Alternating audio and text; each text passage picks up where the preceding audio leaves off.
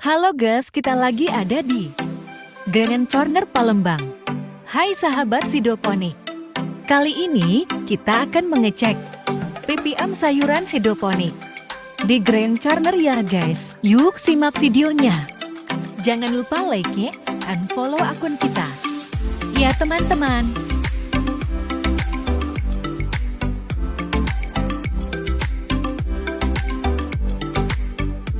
Sebelum kita cek, kita buka dulu tutup tandonya. Kita mengecek ppm sayur pakcoy ya guys.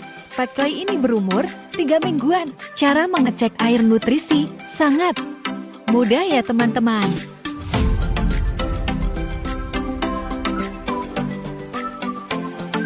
Oke lanjut guys, kita mengecek ppm sayur selada. Ya seperti tadi sebelum mengecek kita buka